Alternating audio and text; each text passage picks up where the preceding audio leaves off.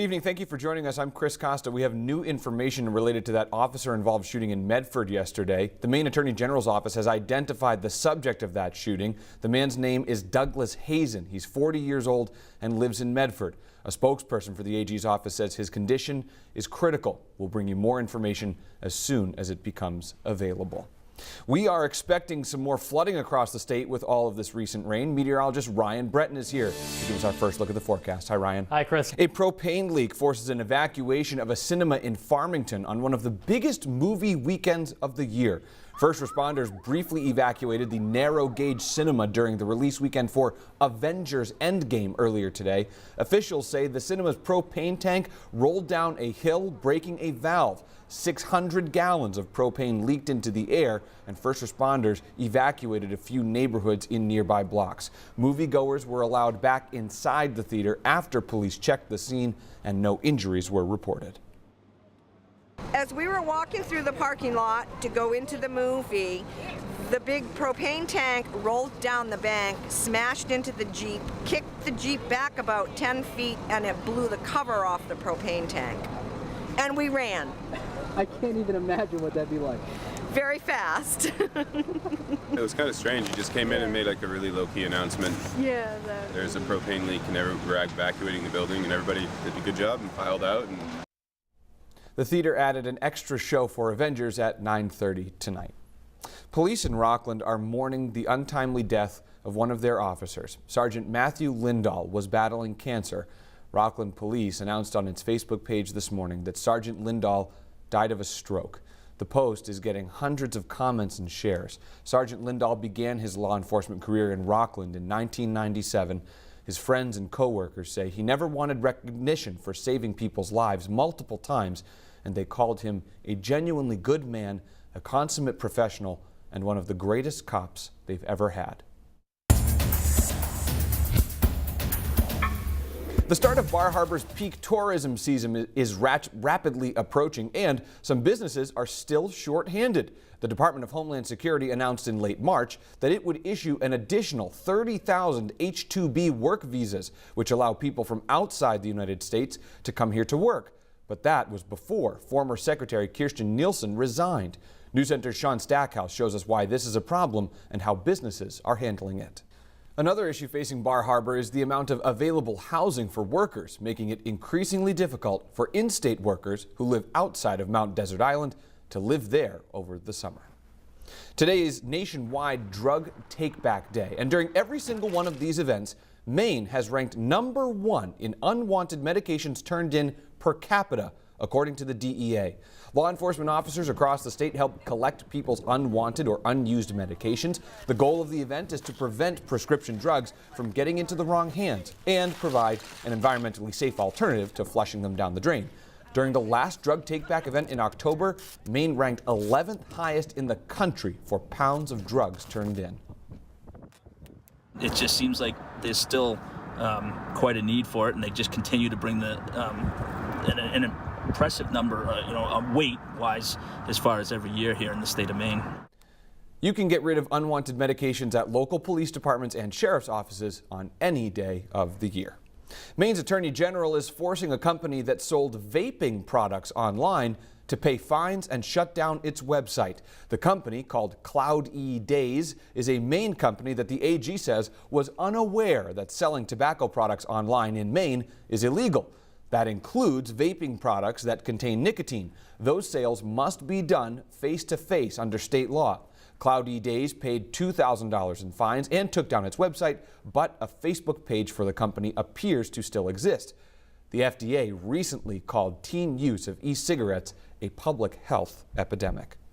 A look ahead tonight on Bill Green's Maine. Bill talks with Reed Brower, the owner of 6 of Maine's 7 daily newspapers, including the Portland Press-Herald. The only daily he does not own is the Bangor Daily News. Since Brower's company has a printing contract with the BDN, Bill asked Brower if he was interested in acquiring the Bangor paper. I've never actually met the owner of the Bangor Daily News, so I mean, I've dealt with Tom Benoit, who runs the place. I mean, because we have the printing contract, we've gotten to know each other quite well. But I can say with 100% honestly, looking you right in the eye, that I would much rather have them as a customer than under my stable. A conversation with Reed Brower is coming up tonight on Bill Green's Maine at 7 o'clock. Coming up next on New Center Maine, a breaking story out of California tonight. One person is dead and others are wounded after a shooting in a synagogue. We'll explain.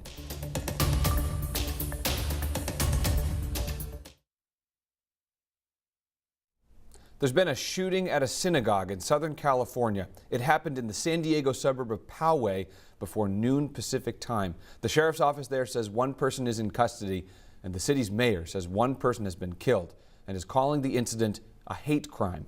NBC's Chris Pallone has the latest. Coming up on New Center Maine, as elderly care facilities continue to close around the state, some Mainers are opening their own doors to help. A rainy start to the day down east did not stop Mainers from marching to raise awareness of climate change. Today's march was organized by Indivisible MDI, and attendees walked through downtown Bar Harbor. More than 100 met at the town's Village Green, where speakers shared why climate change is a threat to the planet. This event comes just days after Earth Day.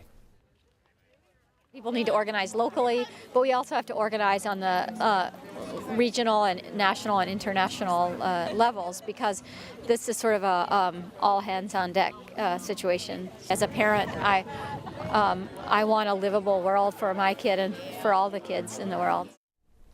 Indivisible MDI meets monthly and is open to the public.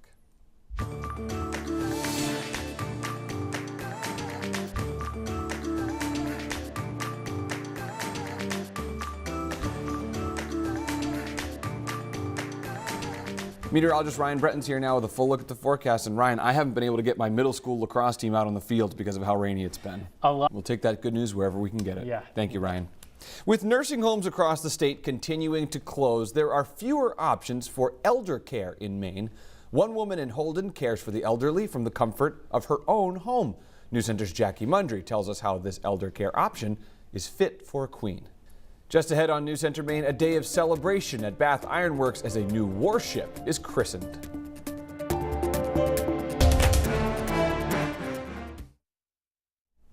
Another Bath Iron Works stealth destroyer will soon be in the water. Today, former President Lyndon B. Johnson's daughters christened the Zumwalt-class warship that bears the 36th president's name at a ceremony at the shipyard. It is the last in a class of 3 ships that are the largest at the ceremony.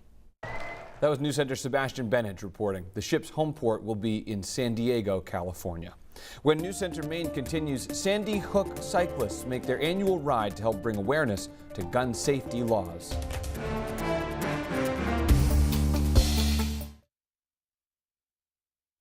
Every year, a group of cyclists rides 400 miles from Newtown, Connecticut to the nation's capital to rally support for gun control reform, and it's a week-long journey. But this year they're adding an extra stop along the way to show support for the victims of last fall's Tree of Life shooting in Pittsburgh, where 11 people were killed and 7 were wounded at a synagogue. Though the weather might not always be the best for these riders, they continue to spread their message and rally support for their cause. To a little bit of a lighter topic, it sounds like it's not going to be great weather if you want to try and get outside. Maybe tomorrow morning will be okay. Yeah, tomorrow morning will be okay, and most